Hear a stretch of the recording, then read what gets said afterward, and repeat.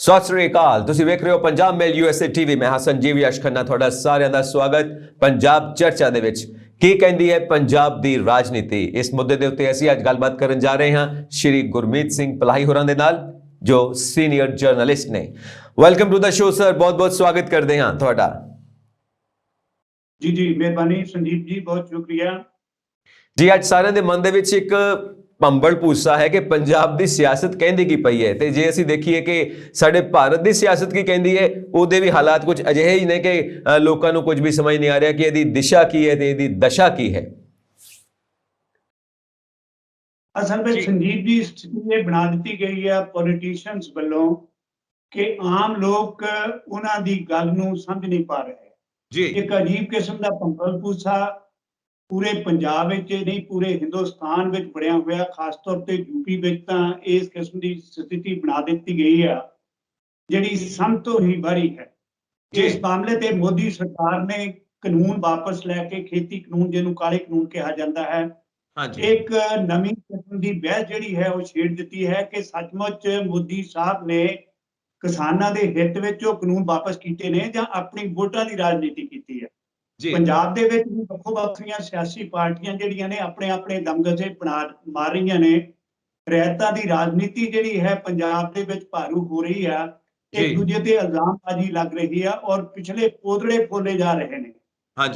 ਕੋਈ ਕਿਸੇ ਪਾਸੇ ਨੂੰ ਤੁਰ ਰਿਹਾ, ਕੋਈ ਕਿਸੇ ਪਾਸੇ ਨੂੰ ਤੁਰ ਰਿਹਾ। ਦੇਖੋ ਸਰਨਾ ਸਾਹਿਬ ਜਿਹੜੇ ਕੱਟੜ ਸਿੱਖ ਨੇ ਔਰ ਭਾਜਪਾ ਜਿਹੜੀ ਕਿ ਫਿਰਕੂ ਜਮਾਤ ਹੈ, ਉਸ ਦੇ ਨਾਲ ਸਾਂਝਾ ਪਾ ਕੇ ਇੱਕ ਗੱਲ ਸਪਸ਼ਟ ਕਰਨੀ ਸ਼ੁਰੂ ਕਰ ਦਿੱਤੀ ਕਿ ਮੈਂ ਤਾਂ ਭਾਜਪਾ ਦੇ ਨਾਲ ਰਲ ਕੇ, ਮੋਦੀ ਸਰਕਾਰ ਦੇ ਨਾਲ ਰਲ ਕੇ ਸਿੱਖਾਂ ਦੇ ਮਸਲਿਆਂ ਨੂੰ ਹੱਲ ਕਰਨਾ ਚਾਹੁੰਦਾ ਜੀ। ਬਿਲਕੁਲ ਉਸੇ ਤਰ੍ਹਾਂ ਜਿਵੇਂ ਕੈਪਟਨ ਅਮਰਿੰਦਰ ਸਿੰਘ ਨੇ ਕਿਹਾ ਕਿ ਮੈਂ ਤਾਂ ਕਿਸਾਨ ਮਸਲੇ ਜਿਹੜੇ ਨੇ ਉਹਨਾਂ ਨੂੰ ਹੱਲ ਕਰਨ ਲਈ ਭਾਜਪਾ ਦੇ ਵਿੱਚ ਸ਼ਾਮਲ ਹੋਣ ਨੂੰ ਵੀ ਤਿਆਰ ਆ, ਪਰ ਵੱਖਰੀ ਪਾਰਟੀ ਬਣਾ ਕੇ ਉਹਨਾਂ ਦੇ ਨਾਲ ਪੰਜਾਬ ਦੀਆਂ ਚੋਣਾਂ ਜਿਹੜੀਆਂ ਨੇ ਉਹਨਾਂ ਨੂੰ ਲੜਨ ਲਈ ਉਹਨਾਂ ਨੇ ਇੱਕ ਪਹਿਲ ਕਦਮੀ ਕੀਤੀ ਹੈ। ਉਹਨਾਂ ਦੇ ਪੱਲੇ ਕੀ ਪਏਗਾ ਕੀ ਨਹੀਂ ਪਏਗਾ, ਸਰਸਾ ਇਸ ਗੱਲ ਦੇ ਵਿੱਚ ਕਾਮਯਾਬ ਹੋਣਗੇ ਕਿ ਨਹੀਂ ਹੋਣਗੇ, ਕਿ ਭਾਜਪਾ ਉਹਨਾਂ ਨੂੰ ਇੱਕ ਟੂਲ ਦੇ ਤੌਰ ਤੇ ਵਰਤੇਗੀ ਜਿਵੇਂ ਪੰਜਾਬ ਵਿੱਚ ਉਹਨਾਂ ਨੇ ਅਮਰਿੰਦਰ ਸਿੰਘ ਨੂੰ ਵਰਤਿਆ ਹੈ। ਤੇ ਇਵੇਂ ਹੀ ਯੂਪੀ ਦੀ ਸਿਆਸਤ ਹੈ ਜਿਹਦੇ ਵਿੱਚ ਇੱਕ ਵੱਖਰੀ ਕਿਸਮ ਦੀ ਸਿਆਸਤ ਹੋ ਰਹੀ ਹੈ। ਟਕੈਤ ਸਾਹਿਬ ਜਿੱਥੇ ਵੱਖੋ ਵੱਖਰੀਆਂ ਜਥੇਬੰਦੀਆਂ ਦੇ ਨਾਲ ਰਲ ਕੇ ਇੱਕ ਵੱਖਰੀ ਕਿਸਮ ਦਾ ਦ੍ਰਿਸ਼ ਸਿਰਜ ਰਹੇ ਨੇ ਕਿਸਾਨਾਂ ਦੇ ਹੱਕ ਦੇ ਵਿੱਚ, ਉੱਥੇ ਰਾਜਨੀਤੀ ਦੇ ਵਿੱਚ ਪੈਰ ਧਰਨ ਲਈ ਵੀ ਇੱਕ ਰਾਹ ਮੋਕਲਾ ਕਰਦੇ ਨਜ਼ਰ ਆਉਂਦੇ ਨੇ। ਇਹ ਸਥਿਤੀ ਹੈ ਖਾਸ ਤੌਰ ਤੇ ਪੰਜਾਬ ਤੇ ਯੂਪੀ ਦੀ, ਜਿਹਨਾਂ ਦੇ ਵਿੱਚ ਆਉਣ ਵਾਲੇ ਸਮੇਂ ਦੇ ਵਿੱਚ ਚੋਣਾਂ ਹੋ ਰਹੀਆਂ ਨੇ ਔਰ ਦੋਹਾਂ ਧਿਰਾਂ ਦੇ ਵਿੱਚ ਮੈਦਾਨ ਜਿਹੜਾ ਹੈ ਬੜਾ ਪੱਕ ਪਿਆ।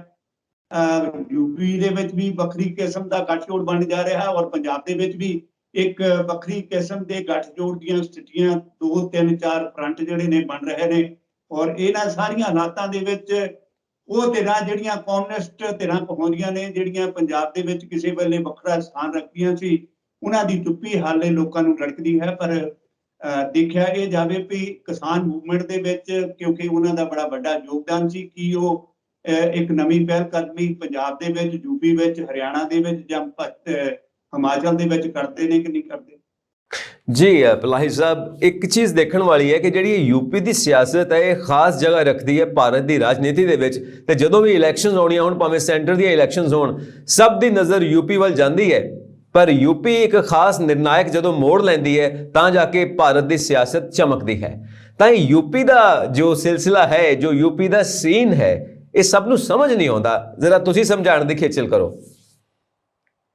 ਦੇਖੋ, ਜਿਹੜਾ ਭਾਰਤ ਦੀਆਂ ਬਹੁਤ ਵੱਡੀਆਂ ਜਿਹੜੀਆਂ 3 ਸਟੇਟਾਂ ਨੇ, ਜਿਨ੍ਹਾਂ ਵਿੱਚ ਯੂਪੀ ਹੈ, MP ਹੈ, ਬਿਹਾਰ ਹੈ ਜੀ, ਇਸ ਦੀ ਜਿਸ ਵੇਲੇ ਰੀਆਰਗੇਨਾਈਜੇਸ਼ਨ ਕੀਤੀ ਗਈ ਸਟੇਟ ਰੀਆਰਗੇਨਾਈਜੇਸ਼ਨ ਕਮਿਸ਼ਨ ਵੱਲੋਂ, SRC ਕਮਿਸ਼ਨ ਵੱਲੋਂ, ਜਿਹਦੇ ਵਿੱਚੋਂ ਯੂਪੀ ਵਿੱਚੋਂ ਇੱਕ ਵੱਖਰਾ ਸੂਬਾ ਉੱਤਰਾਖੰਡ ਬਣਾ ਦਿੱਤਾ ਗਿਆ, MP ਜਿਹੜਾ ਹੈ ਉਸ ਵਿੱਚੋਂ ਛੱਤੀਸਗੜ੍ਹ ਬਣਾਇਆ ਗਿਆ, ਬਿਹਾਰ ਦੇ ਵਿੱਚੋਂ ਝਾਰਖੰਡ ਬਣਾ ਦਿੱਤਾ ਗਿਆ। ਔਰ ਇਹ ਸਾਰਾ ਕੁਝ ਉੱਥੋਂ ਦੇ ਕਲਚਰ, ਉੱਥੋਂ ਦੀ ਲੈਂਗੁਏਜ, ਉੱਥੋਂ ਦੇ ਐਥਿਕਸ ਦੇ ਹਿਸਾਬ ਦੇ ਨਾਲ ਕੀਤਾ ਗਿਆ, ਕਿਉਂਕਿ ਪਹਿਲਾ ਯੂਪੀ ਦਾ ਨਾਂ ਅੰਗਰੇਜ਼ਾਂ ਵੇਲੇ ਨਾਰਥ ਵੈਸਟਰਨ ਪ੍ਰੋਵਿੰਸ ਸੀ, ਜਿਹਦੇ ਵਿੱਚ ਲਗਭਗ 64 ਸਿਟੀ ਸਨ। ਪਰ ਬਾਅਦ ਵਿੱਚ ਇਹਨਾਂ ਦੀ ਗਿਣਤੀ 75 ਦੀ ਹੋ ਗਈ ਔਰ ਇਹ ਵੱਡਾ ਸੂਬਾ ਜਿਹੜਾ ਬਣਿਆ।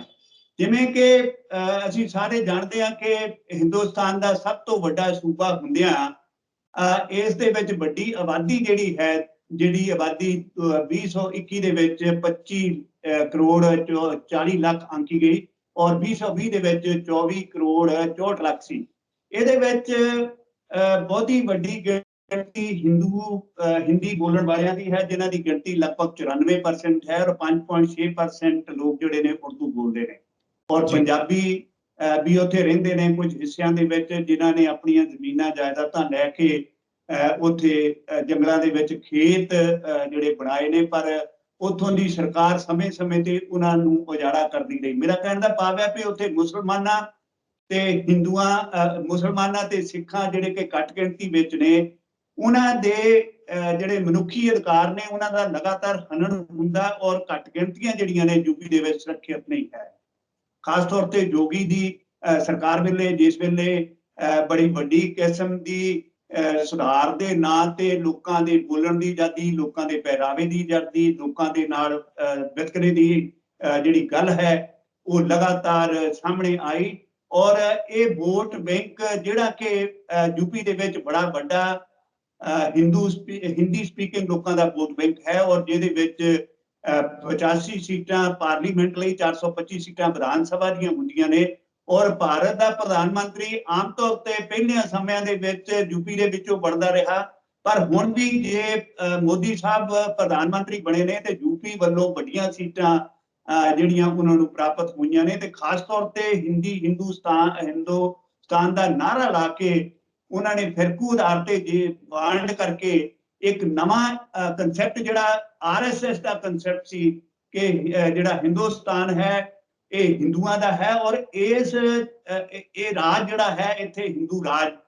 ਦੀ ਸਥਾਪਤੀ ਹੋਣੀ ਚਾਹੀਦੀ ਹੈ, ਉਹਦੇ ਆਧਾਰ ਦੇ ਉੱਤੇ ਉਹਨਾਂ ਨੇ ਆਪਣਾ ਵੋਟ ਬੈਂਕ ਪੱਕਾ ਕੀਤਾ ਔਰ ਵੱਡੀ ਗਿਣਤੀ ਦੇ ਵਿੱਚ ਸੀਟਾਂ ਜਿਹੜੀਆਂ ਨੇ ਹਾਸਲ ਕੀਤੀਆਂ ਨੇ ਔਰ ਆਪਣੇ ਆਪ ਦੇ ਵਿੱਚ ਇਸ ਮਾਮਲੇ ਦੇ ਉੱਤੇ ਅੰਤਰਰਾਸ਼ਟਰੀ ਪੱਧਰ ਤੇ ਦੇਸ਼ ਦਾ ਨਾਂ ਜਿਹੜਾ ਇੱਕ ਸੈਕੂਲਰ ਸਟੇਟ ਦਾ ਜਿਹੜਾ ਨਾਮ ਸੀ, ਉਸ ਦੇ ਉੱਤੇ ਬਹੁਤ ਵੱਡਾ ਧੱਬਾ ਜਿਹੜਾ ਹੈ ਉਹ ਪਿਛਲੇ ਖਾਸ ਤੌਰ ਤੇ 7 ਸਾਲਾਂ ਦੇ ਸਮੇਂ ਦੇ ਵਿੱਚ ਲੱਗਿਆ ਹੈ। ਜੀ ਭਲਾਈ ਸਾਹਿਬ, ਕਈ ਮਾਹਿਰ ਕਹਿੰਦੇ ਨੇ ਕਿ ਜਿਹੜੀ ਐਡਮਿਨਿਸਟ੍ਰੇਸ਼ਨ ਹੈ ਸਾਰੀ ਉਹਨੂੰ ਨਜ਼ਰ ਵਿੱਚ ਰੱਖਦੇ ਹੋਏ ਸਾਰੇ ਖਿੱਤੇ ਵੰਡ ਦੇਣੇ ਚਾਹੀਦੇ ਨੇ ਤਾਂ ਕਿ ਐਡਮਿਨਿਸਟ੍ਰੇਸ਼ਨ ਠੀਕ ਤਰ੍ਹਾਂ ਹੋ ਸਕੇ ਤੇ ਜਿਹੜੀਆਂ ਵੱਡੀਆਂ ਸਟੇਟਸ ਨੇ ਉਹਨਾਂ ਨੂੰ ਛੋਟੇ-ਛੋਟੇ ਟੁਕੜਿਆਂ ਵਿੱਚ ਉਹਨਾਂ ਦੀਆਂ 2 ਜਾਂ 3 ਸਟੇਟਸ ਬਣਾ ਦਿਓ ਤੇ ਸਭ ਦੀ ਆਪਣੀ ਇੱਕ ਵਿਧਾਨ ਸਭਾ ਹੋਣੀ ਚਾਹੀਦੀ ਹੈ ਤਾਂ ਕਿ ਐਡਮਿਨਿਸਟ੍ਰੇਸ਼ਨ ਠੀਕ ਤਰ੍ਹਾਂ ਚੱਲ ਸਕੇ। ਪਰ ਜਿਹੜੇ ਪੋਲੀਟੀਕਲ ਇਨਸਾਨ ਨੇ, ਪੋਲੀਟੀਕਲ ਬੰਦੇ ਨੇ, ਉਹ ਵੰਡਣ ਨਹੀਂ ਦਿੰਦੇ ਐਡਮਿਨਿਸਟ੍ਰੇਸ਼ਨ ਦੇ ਨਾਤੇ, ਉਹ ਸਿਰਫ ਪੋਲੀਟੀਕਲ ਦੇ ਆਪਣੇ ਫਾਇਦੇ ਦੇ ਨਾਤੇ ਉਸ ਨੂੰ ਉਨਾ ਹੀ ਏਰੀਆ 'ਚ ਰੱਖਣਾ ਚਾਹੁੰਦੇ ਨੇ ਤਾਂ ਕਿ ਵੱਧ ਤੋਂ ਵੱਧ ਸੀਟਾਂ ਦੇ ਉੱਤੇ ਕਬਜ਼ਾ ਕਰ ਸਕਣ, ਕਿਉਂਕਿ ਜਿੰਨਾ ਵੱਡਾ ਏਰੀਆ ਹੋਏਗਾ ਉਨੀਆਂ ਜ਼ਿਆਦਾ ਸੀਟਸ ਹੋਣਗੀਆਂ ਤੇ ਉਹ ਇੱਕ ਮੂਵਮੈਂਟ ਚਲਾ ਕੇ ਉਹਨਾਂ ਸਾਰਿਆਂ ਨੂੰ ਕੈਪਚਰ ਕਰ ਲੈਣਗੇ, ਭਾਵੇਂ ਐਡਮਿਨਿਸਟ੍ਰੇਸ਼ਨ ਦੇ ਨਾਂ ਦੇ ਉੱਤੇ ਉੱਥੇ ਕੁਝ ਵੀ ਨਾ ਹੋਵੇ। ਤਾਂ ਪੋਲੀਟੀਕਲ ਡਿਸੀਜਨ ਦੇ ਨਾਤੇ ਉਹ ਉਹਨਾਂ ਸਟੇਟਸ ਨੂੰ ਛੋਟੇ-ਛੋਟੇ ਇਲਾਕਿਆਂ 'ਚ ਨਹੀਂ ਵੰਡਣ ਦਿੰਦੇ, ਆਪਣੀ ਵਿਧਾਨ ਸਭਾ ਨਹੀਂ ਬਣਾਉਣ ਦਿੰਦੇ, ਕਿਉਂਕਿ ਉਹਨਾਂ ਨੇ ਆਪਣਾ ਵੋਟ ਬੈਂਕ ਖੜਾ ਕਰਨਾ ਹੁੰਦਾ ਹੈ। ਦੇਖੋ ਸੰਦੀਪ ਜੀ, ਬੜਾ ਵੈਲਿਡ ਸਵਾਲ ਤੁਸੀਂ ਖੜਾ ਕੀਤਾ ਹੈ ਕਿ ਮਹਾਂ ਪੰਜਾਬ ਕਦੇ ਹੋਇਆ ਕਰਦਾ ਸੀ, ਪੰਜਾਬ ਦੀ ਵੰਡ ਕਰ ਦਿੱਤੀ ਗਈ, ਭਾਸ਼ਾ ਦੇ ਆਧਾਰ ਦੇ ਉੱਤੇ ਪੰਜਾਬ ਬਣਿਆ, ਇਹਦੇ ਪੰਜਾਬੀ ਬੋਲਦੇ ਇਲਾਕੇ ਵੀ ਬਾਹਰ ਚਲੇ ਗਏ, ਚੰਡੀਗੜ੍ਹ ਵੀ ਪੰਜਾਬ ਨੂੰ ਨਾ ਮਿਲਿਆ, ਬਹੁਤ ਸਾਰੀਆਂ ਹੋਰ ਸਟੇਟਾਂ ਦੇ ਵਿੱਚੋਂ ਵੀ ਵੱਖੋ ਵੱਖਰੇ ਸੂਬੇ ਜਿਹੜੇ ਬਣਾ ਦਿੱਤੇ ਗਏ, ਪਰ ਯੂਪੀ ਨੂੰ ਵੱਡਾ ਸਟੇਟ ਬਣਾਈ ਰੱਖਣ ਦੇ ਪਿੱਛੇ ਇੱਕ ਬਹੁਤ ਵੱਡੀ ਗੱਲ ਜਿਹੜੀ ਹੈ ਸਿਆਸਤਦਾਨਾਂ ਦੀ ਕੰਮ ਕਰਦੀ ਸੀ। ਇਹ ਕਾਂਗਰਸ ਵੇਲੇ ਵੀ ਸੀ, ਪਰ ਭਾਜਪਾ ਨੇ ਇਸ ਗੱਲ ਦਾ ਬਹੁਤ ਵੱਡੀ ਪੱਧਰ ਤੇ ਲਾਹਾ ਰਿਹਾ ਕਿ ਇੱਕ ਵੱਡੀ ਸਟੇਟ ਦੇ ਵਿੱਚ ਫਿਰਕੂ ਲਾਹਾ ਲੈਣ ਲਈ, ਹਿੰਦੂਆਂ ਨੂੰ ਇੱਕ ਪਾਸੇ ਖੜਾ ਰੱਖਣ ਲਈ, ਮੁਸਲਮਾਨਾਂ ਨੂੰ ਉਹਨਾਂ ਦੇ ਵਿਰੋਧ ਵਿੱਚ ਕਰਨ ਲਈ ਜਾਂ ਮੁਸਲਮਾਨਾਂ ਦੇ ਵਿਰੋਧ ਵਿੱਚ ਹਿੰਦੂਆਂ ਨੂੰ ਕਰਨ ਲਈ ਉਹਨਾਂ ਨੇ ਇਸ ਕਿਸਮ ਦੀ ਜਿਹੜੀ ਤਰਕੀਬ ਹੈ ਸੋਚੀ ਰੱਖੀ ਹੈ ਔਰ ਸਿਆਸਤਦਾਨਾਂ ਨੇ ਆਪਣੀ ਕੁਰਸੀ ਪੱਕੀ ਕਰਨ ਲਈ ਇਹ ਬਹੁਤ ਵੱਡਾ ਛੜਯੰਤਰ ਜਿਹੜਾ ਹੈ ਉਹ ਰਚਿਆ ਹੈ। ਦੇਖੋ, ਜਿਸ ਵੇਲੇ ਆਂਧਰਾ ਪ੍ਰਦੇਸ਼ ਦੀ ਵੀ ਵੰਡ ਕੀਤੀ ਗਈ, ਬਿਹਾਰ ਦੇ ਵਿੱਚੋਂ ਵੀ 2 ਹਿੱਸੇ ਬਣਾ ਦਿੱਤੇ ਗਏ, MP ਦੇ ਵਿੱਚ ਵੀ ਇਸ ਕਿਸਮ ਦੀ ਗੱਲ ਕਰ ਦਿੱਤੀ ਗਈ ਤੇ ਹੁਣ ਵਾਲੀ ਗੱਲ ਤੁਸੀਂ ਤੁਹਾਡੇ ਸਾਹਮਣੇ ਹੈ ਕਿ 370 ਦੀ ਧਾਰਾ ਲਾ ਕੇ ਜੰਮੂ ਕਸ਼ਮੀਰ ਜਿਹੜਾ ਇੱਕ ਬੜਾ ਵਸਦਾ ਰਸਤਾ ਸੂਬਾ ਸੀ, ਉਸ ਨੂੰ 3 ਹਿੱਸਿਆਂ ਦੇ ਵਿੱਚ ਜੰਮੂ ਕਸ਼ਮੀਰ ਤੇ ਲਦਾਖ ਦੇ ਵਿੱਚ ਵੰਡ ਦਿੱਤਾ ਗਿਆ। ਇਹ ਕੀ ਸਿਆਸੀ ਲੋਕਾਂ ਦਾ ਖਚਰਾਪਨ ਨਹੀਂ? ਕੀ ਇਹ ਸਿਆਸੀ ਲੋਕਾਂ ਦੀ ਆਪਣੀਆਂ ਕੁਰਸੀਆਂ ਪ੍ਰਾਪਤ ਕਰਨ ਲਈ ਇੱਕ ਛੜਯੰਤਰ ਨਹੀਂ? ਇਸ ਕਿਸਮ ਦਾ ਛੜਯੰਤਰ ਜਿਹੜਾ ਹੈ ਉਹ ਰਚਨਾ ਅਸਲ ਵਿੱਚ ਲੋਕਾਂ ਦੇ ਨਾਲ ਬਹੁਤ ਵੱਡਾ ਧੋਖਾ ਹੈ। ਜੀ ਤੋ ਇਸ ਧੋਖੇ ਨੂੰ ਥਾਂ ਕਰਨ ਲਈ ਆਮ ਲੋਕਾਂ ਨੂੰ ਇਸ ਮਾਮਲੇ ਦੇ ਉੱਤੇ ਬਿਲਕੁਲ ਉਸੇ ਢੰਗ ਦੇ ਨਾਲ ਲੜਾਈ ਲੜਨ ਦੀ ਲੋੜ ਹੈ, ਜਿਸ ਢੰਗ ਦੇ ਨਾਲ ਕਿਸਾਨ ਜਥੇਬੰਦੀਆਂ ਨੇ ਆਪਣੇ ਹੱਕਾਂ ਦੀ ਰਾਖੀ ਲਈ, ਆਪਣੇ ਮਨੁੱਖੀ ਅਧਿਕਾਰਾਂ ਦੀ ਰਾਖੀ ਲਈ ਔਰ ਆਪਣੀ ਜ਼ਮੀਨ ਦੀ ਰਾਖੀ ਲਈ, ਆਪਣੀ ਜ਼ਮੀਨ ਨੂੰ ਜਗਾਉਣ ਦੇ ਲਈ ਇਹ ਲੜਾਈ ਲੜੀ ਹੈ। ਤੋ ਇਸ ਮਾਮਲੇ ਦੇ ਉੱਤੇ ਜਿਹੜੀ ਗੱਲ ਸਪਸ਼ਟ ਤੌਰ ਤੇ ਸਾਹਮਣੇ ਆਉਂਦੀ ਹੈ ਕਿ 75 ਜ਼ਿਲ੍ਹੇ ਨੇ, 75 ਜ਼ਿਲ੍ਹਿਆਂ ਨੂੰ ਕਾਬੂ ਕਰਨਾ ਕਿੰਨਾ ਔਖਾ ਹੈ। ਪੰਜਾਬ ਦੇ ਵਿੱਚ ਦੇਖੋ 22-23 ਜ਼ਿਲ੍ਹੇ ਨੇ, 2-3 ਕਰੋੜ ਦੀ ਆਬਾਦੀ ਹੈ। ਡੀਜੀਪੀ ਇੱਕ ਨਹੀਂ 12 ਡੀਜੀਪੀ ਲਗਾਏ ਹੋਏ ਨੇ, ਉੱਪਰਲਾ ਸਟਰਕਚਰ ਬੜਾ ਵੱਡਾ ਹੈ। यूपी ਦੇ ਵਿੱਚ ਇੱਕ ਡੀਜੀਪੀ ਹੈ, ਉਹਨਾਂ ਦੀ ਫੌਜ ਬੜੀ ਵੱਡੀ ਹੈ, ਪੁਲਿਸ ਪ੍ਰਸ਼ਾਸਨ ਹੈ, ਉਹਨਾਂ ਨੂੰ ਕੰਟਰੋਲ ਕਰਨ ਲਈ ਬੜੇ ਵੱਡੇ ਪੱਧਰ ਤੇ ਪੁਲਿਸ ਦਾ ਵੀ ਸਿਆਸੀਕਰਨ ਜਿਹੜਾ ਹੈ ਉੱਥੇ ਹੋ ਚੁੱਕਾ, ਕਿਉਂਕਿ ਫਿਰਕੂ ਤੌਰ ਤੇ ਉੱਥੇ ਦੀਆਂ ਪੁਲਿਸ ਪ੍ਰਸ਼ਾਸਨ ਦੇ ਵਿੱਚ ਪੋਸਟਿੰਗ ਹੁੰਦੀਆਂ ਨੇ, ਡੀਸੀਪੀ ਇਸ ਢੰਗ ਦੇ ਨਾਲ ਲਾਏ ਜਾਂਦੇ ਨੇ। ਈਵਨ ਥਾਣੇਦਾਰ ਜਿਹੜਾ ਇਲਾਕੇ ਨੂੰ ਕਵਰ ਕਰਦਾ ਔਰ ਜਿਹਨੂੰ ਜਿਹੜਾ ਸਿਆਸੀ ਲੋਕਾਂ ਦਾ ਮੋਹਰਾ ਗਿਣਿਆ ਜਾਂਦਾ, ਉਹ ਵੀ ਪੋਲੀਟੀਕਲ ਲੋਕਾਂ ਦੀ ਸ਼ਹਿ ਦੇ ਉੱਤੇ ਕੰਮ ਕਰਦਾ ਔਰ ਮਾਫੀਆ ਜਿਹੜਾ ਹੈ ਉਹ ਉਸ ਨੂੰ ਕੰਟਰੋਲ ਕਰਦਾ, ਪੁਲਿਸ ਪ੍ਰਸ਼ਾਸਨ ਔਰ ਸਿਆਸੀ ਲੋਕਾਂ ਦੀ ਤਿਕੜੀ ਦੇ ਨਾਲ। ਤੋ ਇਸ ਕਿਸਮ ਦੀ ਗੱਲ ਹੈ ਜਿਹੜੀ ਤੁਸੀਂ ਸਵਾਲ ਕੀਤਾ ਹੈ ਕਿ ਜੇ ਛੋਟੇ ਰਾਜ ਹੋਣਗੇ, ਐਡਮਿਨਿਸਟ੍ਰੇਸ਼ਨ ਚੰਗੀ ਹੋਏਗੀ, ਉੱਥੇ ਦਾ ਵਿਕਾਸ ਜ਼ਿਆਦਾ ਹੋਏਗਾ। ਹੁਣ ਤੁਸੀਂ ਦੇਖੋ ਵੱਡਾ ਰਾਜ ਹੈ, ਉਸ ਰਾਜ ਦਾ ਪ੍ਰਬੰਧ ਕਰਨਾ ਬੜਾ ਔਖਾ ਹੈ। ਜੋਗੀ ਸਾਹਿਬ ਇੰਨੇ ਸੂਬਿਆਂ ਦੇ ਵਿੱਚ ਇੱਕ ਵਾਰੀ ਵੀ ਨਹੀਂ ਜਾ ਸਕਣਗੇ। ਬਹੁਤ ਵੱਡੇ ਵੱਡੇ ਉੱਥੇ ਸ਼ਹਿਰ ਨੇ, ਕਸਬੇ ਨੇ, ਔਰ ਕਸਬਿਆਂ ਦੇ ਵਿੱਚ ਆਬਾਦੀ ਜਿਹੜੀ ਹੈ ਬੜੀ ਸੰਘਣੀ ਹੈ। ਐਡੀ ਆਬਾਦੀ ਨੂੰ ਕੰਟਰੋਲ ਕਰਨਾ ਬੜਾ ਔਖਾ ਹੈ। SRC ਕਮਿਸ਼ਨ ਨੇ ਜਿਹੜੀਆਂ ਰਿਪੋਰਟਾਂ ਜਾਂ ਜਿਹੜੀਆਂ ਸੁਝਾਅ ਸੈਂਟਰ ਸਰਕਾਰ ਨੂੰ ਦਿੱਤੇ, ਉਹ ਕਾਂਗਰਸ ਦੀ ਸਰਕਾਰ ਵੇਲੇ ਵੀ, ਪਹਿਲਾਂ ਭਾਜਪਾਈ ਸਰਕਾਰ ਵੇਲੇ ਵੀ, ਜਾਂ ਪਹਿਲੀਆਂ ਹੋਰ ਸਰਕਾਰਾਂ ਵੇਲੇ ਵੀ ਆਪਣੇ ਸਵਾਰਥਾਂ ਨੂੰ ਕਾਇਮ ਰੱਖਣ ਲਈ ਉਵੇਂ ਹੀ ਰੱਖੇ ਗਏ ਜਿਵੇਂ ਹੁਣ ਵਾਲੀ ਮੋਦੀ ਸਰਕਾਰ ਨੇ ਰੱਖੇ ਹੋਏ ਨੇ। ਔਰ ਐਡਮਿਨਿਸਟ੍ਰੇਸ਼ਨ ਦਾ ਯੂਪੀ ਦੇ ਵਿੱਚ ਐਡਾ ਭੈੜਾ ਹਾਲ ਹੈ ਕਿ ਉਹਨਾਂ ਦੇ ਵਿਕਾਸ ਕਾਰਜਾਂ ਦੇ ਵਿੱਚ ਇੰਨੀ ਵੱਡੀ ਸੱਟ ਵੱਜਦੀ ਹੈ ਕਿ ਉੱਥੋਂ ਦੀ ਆਰਥਿਕਤਾ ਸੰਭਾਲੀ ਨਹੀਂ ਜਾਂਦੀ। ਕਿਸਾਨ ਉੱਥੇ ਦਾ ਬੇਜ਼ਾਰ ਹੋਇਆ ਪਿਆ, ਉੱਥੇ ਮੰਡੀਕਰਨ ਦਾ ਕੋਈ ਪ੍ਰਬੰਧ ਨਹੀਂ। ਕਿਸਾਨਾਂ ਤੇ ਮਜ਼ਦੂਰਾਂ ਦੇ ਲਈ ਉੱਥੇ ਕਾਨੂੰਨ ਜਿਹੜੇ ਨੇ ਇਸ ਢੰਗ ਦੇ ਲਾਗੂ ਕਰ ਦਿੱਤੇ ਗਏ ਨੇ, ਜਿਨ੍ਹਾਂ ਦੇ ਨਾਲ ਉਹਨਾਂ ਨੂੰ ਪਹਿਲਾਂ ਜਿੱਥੇ 8 ਘੰਟੇ ਕੰਮ ਕਰਨ ਦੀ ਗੱਲ ਸੀ, 12-12 ਘੰਟੇ ਕੰਮ ਕਰਨਾ ਪੈਂਦਾ ਔਰ ਆਮ ਲੋਕਾਂ ਦਾ ਜੀਣਾ ਜਿਹੜਾ ਹੈ ਉੱਥੇ ਮੁਹਾਲ ਹੋਇਆ ਪਿਆ। ਬੁਨਿਆਦੀ ਸਟਰਕਚਰ ਜਿਹੜਾ ਕਿਸੇ ਵੀ ਸਟੇਟ ਦੀ ਰੀੜ੍ਹ ਦੀ ਹੱਡੀ ਹੋਇਆ ਕਰਦਾ, ਉਹ ਉੱਥੇ ਉਸ ਦੀ ਬਹੁਤ ਵੱਡੀ ਟੁੱਟ ਭੱਜ ਜਿਹੜੀ ਹੋਈ ਹੈ। ਔਰ ਉਸ ਨੂੰ ਥਾਂ ਸਿਰ ਕਰਨ ਲਈ ਭਾਵੇਂ ਮੋਦੀ ਸਰਕਾਰ ਬੜੀਆਂ ਵੱਡੀਆਂ ਸਕੀਮਾਂ ਲਿਆ ਕੇ ਸਿਹਤ, ਸਿੱਖਿਆ ਔਰ ਵਾਤਾਵਰਣ ਦੇ ਸੁਧਾਰ ਲਈ ਬੜੇ ਵੱਡੇ ਦੰਗੇ ਮਾਰਦੀ ਹੈ, ਪਰ ਮੋਦੀ ਸਰਕਾਰ ਵੱਲੋਂ ਵੀ ਔਰ ਥੱਲੇ ਦੀ ਸਰਕਾਰ ਵੱਲੋਂ ਸਿਹਤ ਤੇ ਸਿੱਖਿਆ ਸੰਸਥਾਵਾਂ ਦਾ ਜਿਸ ਢੰਗ ਦੇ ਨਾਲ ਘਾਣ ਕਰ ਦਿੱਤਾ ਗਿਆ ਔਰ ਆਪਣੇ ਪਿੱਛੋਂ ਛੱਡ ਕੇ ਪਬਲਿਕ ਸਕੂਲਾਂ ਦਾ 3 ਟਾਇਰ 5 ਟਾਇਰ ਪਬਲਿਕ ਸਕੂਲ ਖੋਲ ਕੇ ਜੋ ਇੱਕ ਵੱਖਰੀ ਕਿਸਮ ਦਾ ਵਰਤਾਰਾ ਪੇਸ਼ ਕਰ ਦਿੱਤਾ ਗਿਆ, ਉਸ ਨਾਲ ਉਹ ਸਟੇਟ ਨੂੰ ਬਹੁਤ ਵੱਡਾ ਨੁਕਸਾਨ ਪਿਆ। ਤੁਸੀਂ ਮਹਾ ਪੰਜਾਬ ਦੀ ਗੱਲ ਕੀਤੀ ਹੈ ਤੇ ਅੱਜ ਪੰਜਾਬ ਦੀ ਕੀ ਸਥਿਤੀ ਹੈ ਸਾਡੇ ਸਾਰਿਆਂ ਦੇ ਸਾਹਮਣੇ ਹੈ। ਭਾਰਤ ਦੇ ਵਿੱਚ ਭਾਰਤ ਦੇ ਸੰਵਿਧਾਨ ਦੀ ਅੱਜ ਦੀ ਤਾਰੀਖ ਦੇ ਵਿੱਚ ਕੀ ਸਥਿਤੀ ਹੈ ਤੇ ਭਾਰਤ ਦੇ ਸੰਵਿਧਾਨ ਦੇ ਵਿੱਚ ਜੋ ਸਾਨੂੰ ਦੱਸਿਆ ਗਿਆ ਹੈ ਕਿ ਪੋਲੀਟੀਕਲ ਪਾਰਟੀਆਂ ਦੀ ਸਥਿਤੀ ਹੋਣੀ ਚਾਹੀਦੀ ਹੈ ਤੇ ਉਹਨਾਂ ਦੇ ਨਾਲ ਜੋ ਨਾਗਰਿਕਾਂ ਦੀ ਸਥਿਤੀ ਹੋਣੀ ਚਾਹੀਦੀ ਹੈ, ਉਹ ਸਭ ਕੁਝ ਸਪਸ਼ਟ ਹੈ, ਪਰ ਪ੍ਰੈਕਟੀਕਲੀ ਕੀ ਹੋ ਰਿਹਾ ਹੈ, ਅਸੀਂ ਸਾਰੇ ਕਿੱਥੇ ਖੜੇ ਹਾਂ ਸੰਵਿਧਾਨ ਦੇ ਮੁਤਾਬਿਕ? ਜੀ ਅਸਲ ਵਿੱਚ ਪੰਜਾਬ ਦੇਖੋ, ਹਿੰਦੁਸਤਾਨ ਦੇ ਕਨਸਟੀਟਿਊਸ਼ਨ ਦੇ ਅਨੁਸਾਰ ਕਿਸੇ ਵੀ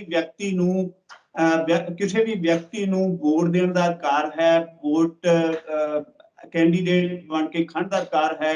ਇਸ ਤੋਂ ਵੀ ਅੱਗੇ ਇਹ ਕਿ ਲਾਈਕ ਮਾਈਂਡਡ ਲੋਕਾਂ ਨੂੰ ਇਕੱਠੇ ਹੋ ਕੇ ਆਪਣੀ ਪਾਰਟੀ ਬਣਾਉਣ ਦਾ ਅਧਿਕਾਰ ਹੈ ਔਰ ਆਪਣਾ ਰਾਜ ਸਥਾਪਿਤ ਕਰਨ ਦਾ ਅਧਿਕਾਰ ਜਿਹੜਾ ਹੈ ਦਿੱਤਾ ਗਿਆ। ਇਸ ਮਾਮਲੇ ਦੇ ਉੱਤੇ ਅਸੀਂ ਜੇ ਹਿਸਟੋਰੀਕਲੀ ਦੇਖੀਏ ਤਾਂ ਪਾਰਟੀਆਂ ਨੇ ਸਮੇਂ-ਸਮੇਂ ਤੇ ਇਹੋ ਜਿਹੇ ਲੋਕਾਂ ਨੂੰ ਅੱਗੇ ਲਿਆਂਦਾ ਜਿਨ੍ਹਾਂ ਦੀ ਦਿੱਖ ਬੜੀ ਸਪਸ਼ਟ ਸੀ, ਜਿਹੜਾ ਲੋਕ ਸੇਵਾ ਦੇ ਵਿੱਚ ਆਪਣੇ ਆਪ ਨੂੰ ਰੋਚਿਤ ਕਰਦੇ ਸਨ।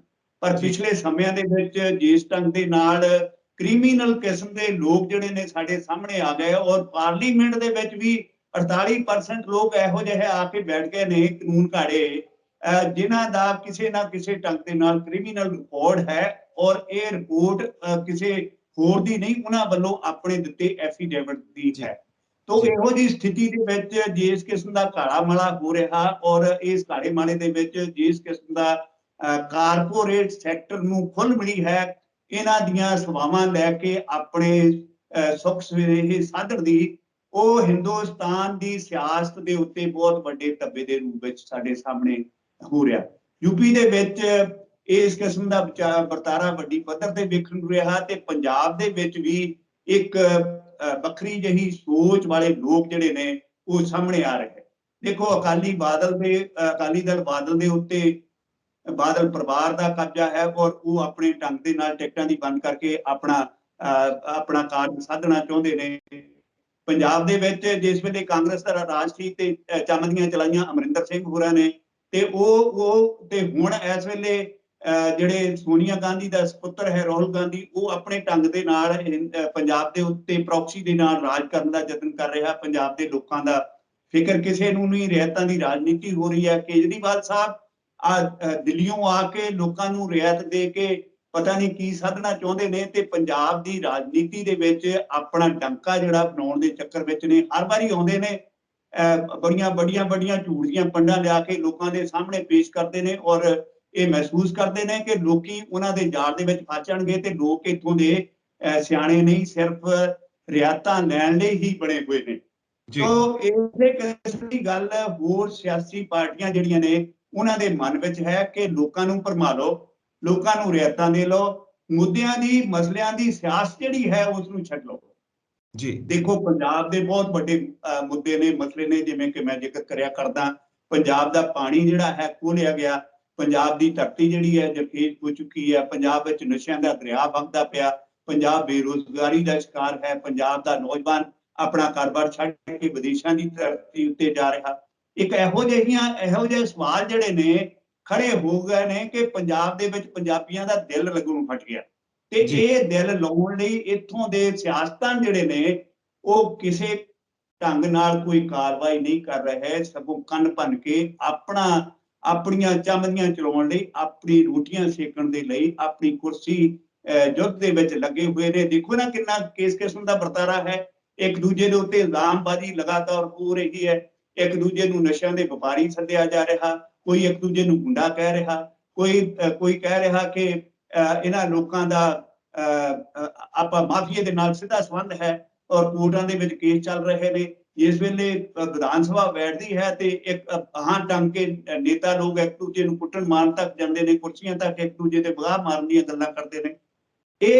ਇਸ ਨੂੰ ਲੋਕਤੰਤਰ ਦੇ ਉੱਤੇ ਬੜਾ ਵੱਡਾ ਧੱਬਾ ਇਸ ਕਰਕੇ ਵੀ ਗਿਣ ਸਕਦੇ ਹਾਂ ਕਿਉਂਕਿ ਜਿਸ ਢੰਗ ਦੇ ਨਾਲ ਮੋਦੀ ਦੀ ਸਰਕਾਰ ਨੇ ਸੰਘੀ ਸਰਕਾਰਾਂ ਦੀ ਸੰਘੀ ਕੁੱਟਣ ਦਾ ਯਤਨ ਕੀਤਾ, ਇਸੇ ਤਰ੍ਹਾਂ ਸਟੇਟ ਦੀਆਂ ਸਰਕਾਰਾਂ, ਭਾਵੇਂ ਉਹ ਕਾਂਗਰਸ ਦੀ ਹੈ ਜਾਂ ਦੂਸਰੀਆਂ ਸਰਕਾਰਾਂ ਨੇ ਜਾਂ ਮੋਦੀ ਦੀਆਂ ਸੂਬੇ ਦੀਆਂ ਸਰਕਾਰਾਂ ਨੇ, ਉਹ ਵੀ ਲੋਕਾਂ ਦੀ ਸੰਘੀ ਕੁੱਟ ਕੇ ਉਹਨਾਂ ਦੇ ਹੱਕ ਜਿਹੜੇ ਨੇ ਆਪਣੇ ਹੱਕਾਂ ਦੇ ਵਿੱਚ ਰੱਖਣਾ ਚਾਹੁੰਦੀਆਂ ਨੇ। ਔਰ ਪੰਜਾਬ ਦੇ ਲੋਕ ਆਪਣੇ ਆਪ ਨੂੰ ਨਿਆਸਦਾਰ ਨਿਹੱਥਾ ਮਹਿਸੂਸ ਕਰ ਰਹੇ ਨੇ, ਖਾਸ ਤੌਰ ਤੇ ਇਹਨਾਂ ਇਲੈਕਸ਼ਨ ਦੇ ਦਿਨਾਂ ਵਿੱਚ। ਉਹ ਇੱਕ ਵੱਖਰੀ ਕਿਸਮ ਦਾ ਪੰਬਲ ਪੂਸਾ ਹੈ। ਤੁਸੀਂ ਦੇਖੋ ਫੇਸਬੁੱਕ ਤੇ ਸੋਸ਼ਲ ਮੀਡੀਆ ਤੇ ਬੜੀਆਂ ਵੱਡੀਆਂ ਬਹਿਸਾਂ ਹੋ ਰਹੀਆਂ ਨੇ, ਪਰ ਆਮ ਲੋਕਾਂ ਦੇ ਵਿੱਚ ਇਸ ਗੱਲ ਦਾ ਪ੍ਰਭਾਵ ਹਾਲੇ ਵੇਖਣ ਨੂੰ ਨਹੀਂ ਮਿਲ ਰਿਹਾ। ਲੋਕ ਇਹ ਸਮਝਦੇ ਨੇ ਕਿ ਪੰਜਾਬ ਦੇ ਸਿਆਸਤਦਾਨ ਜਿਹੜੇ ਨੇ ਨਸ਼ੁਕਰੇ ਹੋ ਚੁੱਕੇ ਨੇ। ਪੰਜਾਬ ਦੇ ਸਿਆਸਤਦਾਨ ਲੋਕਾਂ ਦੇ ਨਾਲ ਤੁਰਨ ਵਾਲੇ ਨਹੀਂ ਰਹੇ, ਆਪਣੀ ਡੁਗਡਗੀ ਵਜਾਉਣ ਵਾਲੇ ਰਹਿ ਗਏ ਨੇ ਔਰ ਆਪਣੀਆਂ ਰੋਟੀਆਂ ਸੇਕਣ ਦੇ ਯਤਨ ਦੇ ਵਿੱਚ। ਇਤਿਹਾਸ ਦੇ ਵਿੱਚ ਅਸੀਂ ਦੇਖੀਏ ਤਾਂ ਰਾਜਨੀਤੀ ਅਜਿਹੇ ਕੰਮ ਹੀ ਕਰਦੀ ਰਹੀ ਹੈ। ਲੋਕਾਂ ਨੂੰ ਬੇਵਕੂਫ ਬਣਾ ਕੇ, ਆਮ ਲੋਕਾਂ ਨੂੰ ਬੇਵਕੂਫ ਬਣਾ ਕੇ ਖੁਦ ਸੱਤਾ ਵਿੱਚ ਕਿਵੇਂ ਬੈਠੇ ਰਹਿਣਾ ਹੈ, ਖੁਦ ਤਾਕਤ ਦੀ ਕੁਰਸੀ ਦੇ ਉੱਤੇ ਕਿਵੇਂ ਬੈਠੇ ਰਹਿਣਾ ਹੈ, ਇਹੀ ਕੰਮ ਕਰਦੀ ਰਹੀ ਹੈ ਤੇ ਅੱਜ ਵੀ ਇਹੀ ਹੋ ਰਿਹਾ ਹੈ। ਤੇ ਤੁਹਾਨੂੰ ਕੀ ਲੱਗਦਾ ਕਿ ਆਉਣ ਵਾਲੇ ਸਮੇਂ ਵਿੱਚ ਵੀ ਅਜਿਹਾ ਕੁਝ ਹੀ ਹੁੰਦਾ ਰਹੇਗਾ ਤੇ ਅਸੀਂ ਬੈਠ ਕੇ ਬਹਿਸ ਮੁਬਾਸੇ ਹੀ ਕਰਦੇ ਰਵਾਂਗੇ? ਦੇਖੋ ਮੈਂ ਇਸ ਗੱਲ ਬਾਰੇ ਬੜਾ ਆਸਵੰਦ ਹਾਂ। ਆਸਵੰਦ ਇਸ ਕਰਕੇ ਕਿ ਪੰਜਾਬ ਦੇ ਲੋਕ ਆਪਣੀਆਂ ਗੱਲਾਂ ਨੂੰ ਅੱਗੇ ਵਧਾਉਣ ਦੇ ਵਿੱਚ ਔਰ ਸਿਆਸੀ ਲੋਕਾਂ ਦੇ ਦਮਗਸਿਆਂ ਨੂੰ ਔਰ ਸਿਆਸੀ ਲੋਕਾਂ ਦੀਆਂ ਚਾਲਾਂ ਨੂੰ ਸਮਝਣ ਦੇ ਵਿੱਚ ਕਾਮਯਾਬ ਹੋ ਰਹੇ ਨੇ। ਖਾਸ ਤੌਰ ਤੇ ਕਿਸਾਨਾਂ ਦੇ ਮੁੱਦੇ ਨੂੰ ਜੇ ਲੈ ਲਈਏ, ਕਿਸਾਨ ਸੰਘਰਸ਼ ਨੂੰ ਲੈ ਲਈਏ, ਇੱਕ ਬੜੀ ਮਹਾਨ ਜਿੱਤ ਉਹਨਾਂ ਨੇ ਪ੍ਰਾਪਤ ਕੀਤੀ ਹੈ ਉੱਪਰਲੀ ਸਰਕਾਰ ਦੇ ਖਿਲਾਫ ਵੀ ਔਰ ਪ੍ਰਭਾਵ ਪਾ ਕੇ ਥੱਲੇ ਦੀ ਸਰਕਾਰ ਨੂੰ ਵੀ ਉਹਨਾਂ ਨੇ ਮਜਬੂਰ ਕਰ ਦਿੱਤਾ ਕਿ ਉਹਨਾਂ ਦੀਆਂ ਦੁੱਖਾਂ ਤਕਲੀਫ ਜਿਹੜੇ ਨੇ ਉਹ ਉਹ ਸਰਕਾਰ ਨੂੰ ਹੱਲ ਕਰਨੇ ਹੀ ਪੈਣਗੇ। ਇਹ ਸਿਰਫ ਪ੍ਰੈਸ਼ਰ ਕਾਰਨ ਨਹੀਂ ਹੋਇਆ, ਇਹ ਲੋਕ ਸਚੇਤ ਹੋ ਕੇ ਇਸ ਮਾਮਲੇ ਦੇ ਉੱਤੇ ਤੁਰੇ ਨੇ।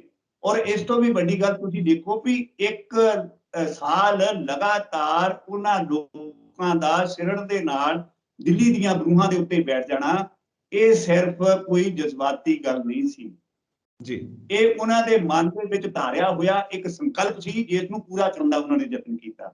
ਤੇ ਜੇ ਇਸ ਸੰਕਲਪ ਨੂੰ ਹੋਣ ਵਾਲੇ ਲੋਕ ਜਿਹੜੇ ਨੇ ਸਚੇਤ ਹੋ ਚੁੱਕੇ ਨੇ ਆਪਣੇ ਹੱਕਾਂ ਪ੍ਰਤੀ, ਉਹ ਪੰਜਾਬ ਨੂੰ ਸੁਧਾਰਨ ਦੇ ਰਸਤੇ ਤੇ ਤੁਰ ਪੈਣਗੇ।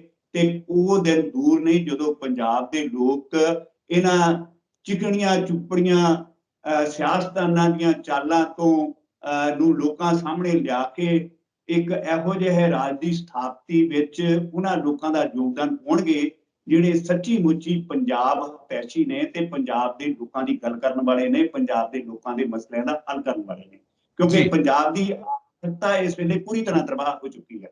3 ਲੱਖ ਕਰੋੜ ਰੁਪਏ ਦਾ ਕਰਜ਼ਾ ਉਹਨਾਂ ਦੇ ਉੱਤੇ ਹੈ ਤੇ ਮੇਰਾ ਖਿਆਲ ਜਿਸ ਕਿਸਮ ਦੀਆਂ ਰਿਆਇਤਾਂ ਹੁਣ ਚੰਨੀ ਸਾਹਿਬ ਦੇ ਰਹੇ ਨੇ, 20-25 ਲੱਖ ਕਰੋੜ ਰੁਪਈਆ ਹੋਰ ਜਿਹੜਾ ਹੈ ਉਹ ਪੰਜਾਬ ਦੇ ਲੋਕਾਂ ਦੇ ਸਿਰ ਉਹ ਹੋਰ ਸਿਰ ਜਾਣਗੇ ਰਿਆਇਤਾਂ ਦੀ ਰਾਜਨੀਤੀ ਕਰਕੇ, ਲੋਕਾਂ ਨੂੰ ਬੱਫੇ ਦੇ ਕੇ।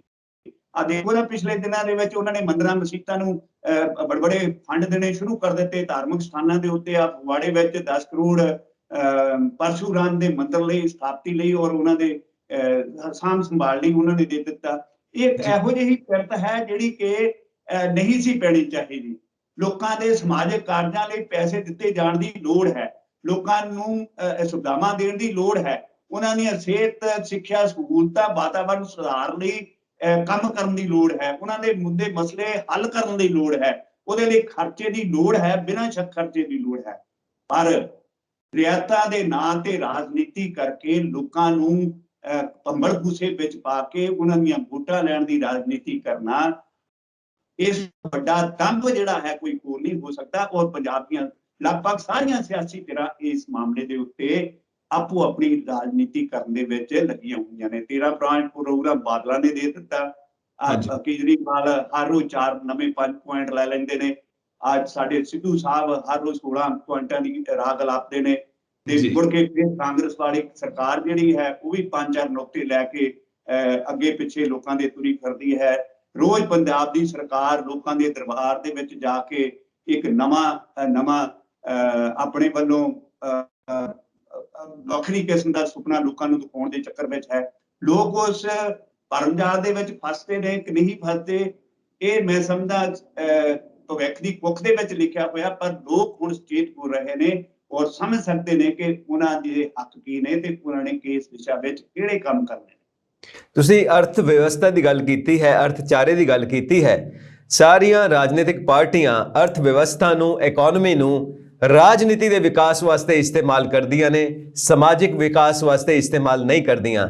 ਲੋਕ ਪੱਖੀ ਵਿਕਾਸ ਨਹੀਂ ਹੁੰਦਾ ਹੈ ਕਿਸੇ ਵੀ ਰਾਜਨੀਤਿਕ ਪਾਰਟੀ ਦਾ ਮੰਤਵ, ਤੇ ਮੰਤਵ ਹੁੰਦਾ ਹੈ ਹਮੇਸ਼ਾ ਆਪਣਾ ਰਾਜਨੀਤਿਕ ਵਿਕਾਸ ਕਰਨਾ। ਫੰਡ ਵੀ ਉੱਥੇ ਦੇਣੇ ਨੇ ਜਿੱਥੋਂ ਵੋਟ ਬੈਂਕ ਪੱਕਾ ਕੀਤਾ ਜਾ ਸਕੇ, ਫੰਡ ਉੱਥੇ ਨਹੀਂ ਦੇਣੇ ਜਿੱਥੇ ਲੋਕਾਂ ਦਾ ਵਿਕਾਸ ਹੋ ਸਕੇ। ਤੁਸੀਂ ਇਸ ਸੋਚ ਨਾਲ ਇਤਫਾਕ ਰੱਖਦੇ ਹੋ ਪਲਾਹੀ ਸਾਹਿਬ? ਬਿਲਕੁਲ, ਮੈਂ ਇਸ ਗੱਲ ਦੀ ਇਤਫਾਕ ਕਰਦਾ ਕਿ ਹੁਣ ਲੋਕਾਂ ਦੇ ਸਮਾਜਿਕ ਸਰੋਕਾਰਾਂ ਨੂੰ ਮੌਜੂਦਾ ਸਰਕਾਰਾਂ ਤੇ ਮੌਜੂਦਾ ਪਾਰਟੀਆਂ ਦਰਕਨਾਰ ਕਰਕੇ ਸਿਰਫ ਆਪਣੇ ਹੱਕ ਜਿਹੜੇ ਨੇ, ਆਪਣੇ ਸਾਧਨ ਜਿਹੜੇ ਨੇ ਉਹਨਾਂ ਨੂੰ ਸਾਧ ਰਹੀਆਂ ਨੇ ਔਰ ਹਿੰਦੁਸਤਾਨ ਦੀ ਆਰਥਿਕਤਾ ਦੀ ਤਬਾਹੀ ਵੱਲ ਬੜੇ ਵੱਡੇ ਕਦਮ ਜਿਹੜੇ ਨੇ ਉਹਨਾਂ ਵੱਲੋਂ ਉਠਾਏ ਜਾ ਰਹੇ ਨੇ। ਦੇਖੋ, ਖੇਤੀ ਖੇਤਰ ਹੈ ਜਿਹੜਾ ਪੰਜਾਬ ਹਿੰਦੁਸਤਾਨ ਦੀ ਆਰਥਿਕਤਾ ਨੂੰ ਸਾਂਭ ਸਿਰ ਕਰ ਸਕਦਾ, ਵੱਡਾ ਰੋਜ਼ਗਾਰ ਦੇ ਸਕਦਾ, ਪਰ ਉਸ ਨੂੰ ਕਾਰਪੋਰੇਟ ਸੈਕਟਰ ਦੇ ਮੋਹਰੇ ਸੁੱਟ ਦੇਣਾ ਇੱਕ ਚਾਰੇ ਦੇ ਵਾਂਗਰ, ਇਹ ਆਪਣੇ ਆਪ ਦੇ ਵਿੱਚ ਬਹੁਤ ਵੱਡਾ ਇੱਕ ਇਹੋ ਜਿਹਾ ਕਾਰਾ ਸੀ, ਸ਼ਤਰੰਜੀ ਚਾਰਾ ਸੀ ਔਰ ਨਿੱਜੀਕਰਨ ਵੱਲ ਨੂੰ ਹਿੰਦੁਸਤਾਨ ਦੀ ਸਿਆਸਤ ਨੂੰ ਤੋੜ ਦੇਣਾ, ਇੱਥੋਂ ਦੀ ਆਰਥਿਕਤਾ ਨੂੰ ਪੂਰੀ ਤਰ੍ਹਾਂ ਤਬਾਹ ਕਰਨ ਵੱਲ ਬੜਾ ਵੱਡਾ ਕਦਮ ਹੈ ਜਿਹੜਾ ਕਿ ਕਿਸੇ ਵੀ ਢੰਗ ਦੇ ਨਾਲ ਪ੍ਰਵਾਨਿਆ ਨਹੀਂ ਜਾਣਾ ਚਾਹੀਦਾ। ਔਰ ਮੈਂ ਸਮਝਦਾ ਕਿ ਸਮਾਜਿਕ ਮੁੱਦਿਆਂ ਨੂੰ ਪਾਇਆ ਦੇਣਾ ਸਿਆਸੀ ਲੋਕਾਂ ਦੀ ਪਹਿਲ ਹੋਣੀ ਚਾਹੀਦੀ ਹੈ ਔਰ ਉਹਨਾਂ ਦਾ ਕਿਰਦਾਰ ਹੋਣਾ ਚਾਹੀਦਾ। ਉਹਨਾਂ ਨੂੰ ਅੱਗੇ ਵੱਧ ਕੇ ਸਮਾਜਿਕ ਸਰੋਕਾਰ ਜਿਹੜੇ ਨੇ, ਲੋਕਾਂ ਦੇ ਸਿੱਖਿਆ ਤੇ ਸਿਹਤ ਨਾਲ ਜੁੜੇ ਹੋਏ ਸਰੋਕਾਰ ਨੇ, ਉਹਨਾਂ ਦੀ ਬਿਹਤਰੀ ਲਈ ਔਰ ਹਿੰਦੁਸਤਾਨ ਦੀ ਵਾਤਾਵਰਨ ਦੇ ਸੁਧਾਰ ਲਈ ਯਤਨ ਜਿਹੜੇ ਨੇ ਉਹਨਾਂ ਦੀ ਪਹਿਲ ਕਦਮੀ ਹੋਣੇ ਚਾਹੀਦੇ। ਬਹੁਤ ਬਹੁਤ ਸ਼ੁਕਰੀਆ। ਕਿ ਤੁਸੀਂ ਸਾਡੇ ਨਾਲ ਆਪਣੇ ਵਿਚਾਰ ਸਾਂਝੇ ਕੀਤੇ ਤੇ ਸਾਨੂੰ ਇਦਾਂ ਐਨਲਾਈਟਨਿੰਗ ਚਰਚਾ ਦੇ ਵਿੱਚ ਸਾਡਾ ਮਾਰਗਦਰਸ਼ਨ ਕੀਤਾ। ਬਹੁਤ ਬਹੁਤ ਸ਼ੁਕਰੀਆ ਤੁਹਾਡਾ। ਹੋਰ ਅਪਡੇਟਸ ਦੇ ਲਈ ਵੇਖਦੇ ਰਹੋ ਪੰਜਾਬ ਮੇਲ USA TV। ਸਤਿ ਸ੍ਰੀ ਅਕਾਲ।